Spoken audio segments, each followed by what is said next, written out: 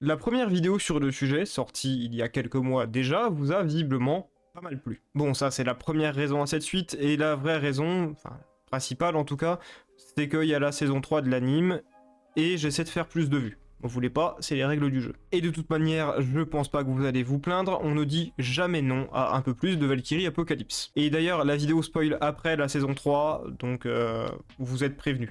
Je me doute que vous vous posez la question, est-ce que cette fois-ci, je vais parler du spin-off de l'Apocalypse des dieux? Désolé de vous décevoir, mais non. En fait, quitte à en parler, je pense que ça serait plus pertinent de faire une vidéo directement sur le sujet. Ça, et pour être honnête, c'est exceptionnellement difficile d'introduire les dieux du spin-off dans le manga d'origine. Parce que parfois, quand on voit leurs actions, quand on voit leurs techniques, on en vient même à se demander si on parle bien du même manga. Ça déséquilibrait beaucoup les choses. Et aussi, si vous tombez sur cette vidéo, c'est une suite. Donc je vais vous gagner du temps en vous offrant la liste des combats précédents que j'ai mentionnés dans l'ancienne vidéo. Comme ça, si vous voulez les voir, vous pouvez y aller directement. Apollon versus Simo, Léonidas versus Odin, Adam versus Shiva, Jack versus Belzébuth, Raiden versus Zeus et Belzébuth versus Nostradamus. Lors de la vidéo précédente, la liste était assez variée et exhaustive. La raison, elle est simple, c'est qu'il y avait des combats imaginés par les fans, il y avait des combats imaginés par les théoriciens plus que les fans, et il y avait aussi les combats que les auteurs voulaient voir. Mais en plus de ça, il y avait aussi les combats que on aurait dû voir. Vous savez, le fameux Shiva contre Adam.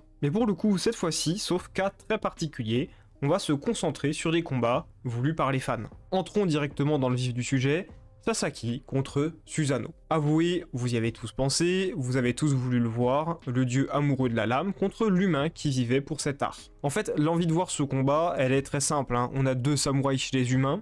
Bon, à mes yeux, c'est une erreur, mais soit. Et naturellement, si on voit Okita affronter Susanoo avec un katana, on a forcément envie de voir Sasaki affronter Susanoo avec un katana. Encore plus quand on connaît les compétences de Sasaki, le mec peut tout prévoir et anticiper. Est-ce que vous avez pas envie de savoir s'il peut anticiper la dernière technique de Susanoo là? Vous savez, quand il utilise une lame invisible. Restons sur Susanoo d'ailleurs. C'est sans doute un des dieux que j'ai vu avec le plus de match-up différents. Mais avec celui de Sasaki, il y en a 3 en particulier qui ont retenu mon attention. Le deuxième, c'est Kintoki contre Susanoo. Ça va aller très vite, déjà il faut savoir que c'était un petit peu une théorie de ma part, mais pas seulement de moi, c'était une théorie que d'autres personnes, notamment sur le Reddit, partageaient. En fait, selon certains mythes du Japon, Kintoki et Susanoo, ils ont des liens de parenté. Parfois c'est son neveu, parfois son arrière-petit-neveu, parfois son petit cousin, j'en passe, on sait pas exactement, mais dans tous les cas, il y a des versions des mythes où les deux ont un lien. Et voir deux membres de la même famille s'affronter, ça pouvait vraiment être intéressant, encore plus quand on connaît un peu mieux les deux personnages.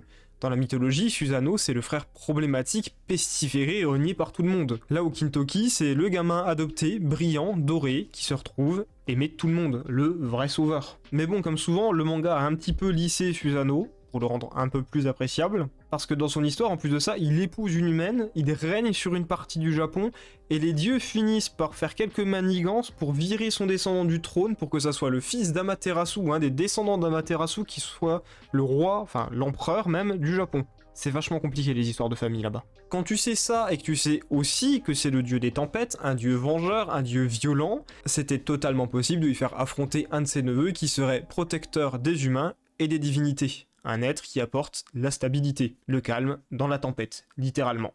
Et d'ailleurs, en parlant de tempête, je sais les transitions elles sont parfaites, vous ne devinerez jamais quel est l'autre combattant que les gens imaginaient contre Susanoo. Nikola Tesla.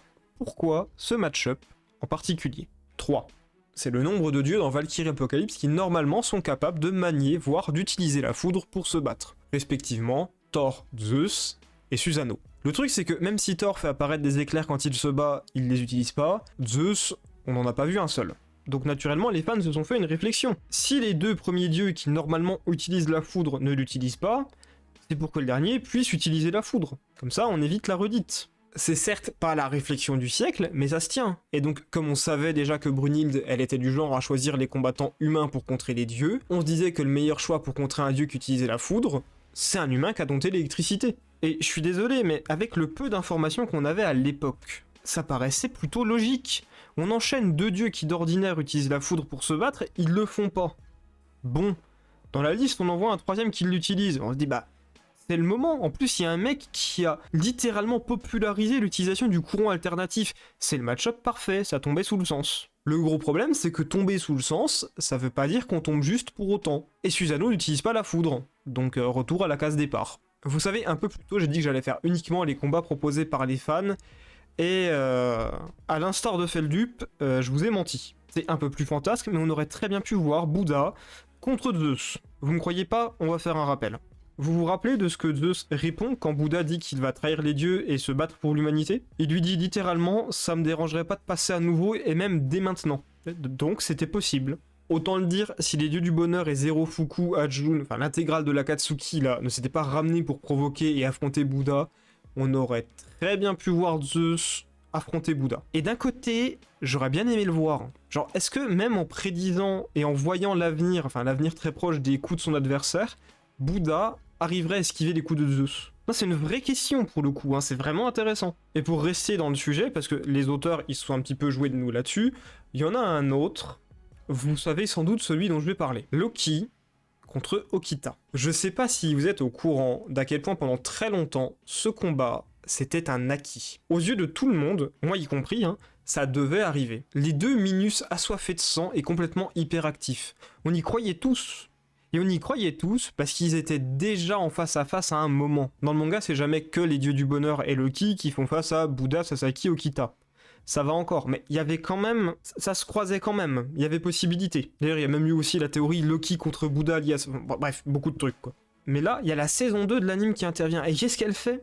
Elle nous rajoute une scène bonus où il y a Loki et Okita qui se battent. Bah c'était fini, on était sûr que ça allait arriver du coup, c'était obligé, c'était un indice. Allez hop, Loki contre Simo, on s'est tous pris une balayette, franchement encore aujourd'hui j'en rigole. Puis après je repense à quoi ressemble le combat et je me mets à pleurer en me disant ouais, Loki contre Okita ça aurait quand même été mieux. Et d'ailleurs, Loki contre Simo, il y a personne qui pariait dessus. Mais quand je dis personne, c'est vraiment personne. Parce que tous les autres combattants restants, on avait 15 000 autres théories, tout le monde pensait à 15 000 autres trucs, mais vraiment pas à celui-là. Je disais Simo contre Apollon sur la première vidéo. C'est pas les seuls match-ups qui existent. À une époque, uniquement parce que Odin est une lance qui ne rate jamais sa cible, il y a des gens qui imaginaient qu'on aurait un combat entre Odin et Simo. Je vais pas m'attarder dessus parce que je suis pas fan et il y a vraiment pas grand chose, mais surtout j'ai encore mieux à vous proposer. À partir du moment où on a vu le design d'Anubis, à partir du moment où on a vu que le dieu de la mort égyptien se comportait comme un chien, littéralement, hein, c'est le comportement du personnage, on a été beaucoup à penser qu'il affronterait Simo. En fait, on espérait voir une chasse. Et plus encore, on en était même sûr. On savait que le thème de Simo, ça allait être la rédemption et l'horreur de la guerre. Donc on imaginait un combat où un dieu ramenait les morts à la vie et en faisait des marionnettes. Le tout contre un humain traumatisé par ce qu'il a fait. Ça, et quand on sait que Simo s'appelait la mort blanche, on avait tout pour un combat d'anthologie. Opposition de thèmes, parallèle entre chasseur et proie qui s'inverse entre chaque chapitre. Il y avait tout. Bon, bah encore une fois, Loki contre Simo, quoi. Mais maintenant, on sait que le dernier combat, ça sera naturellement Rasputin contre Anubis. Et honnêtement, c'est une très vieille théorie, un match-up qui semblait évident depuis un sacré paquet de temps. Rasputin, on s'en doute, hein, il sera vendu comme un immortel. En contrepartie...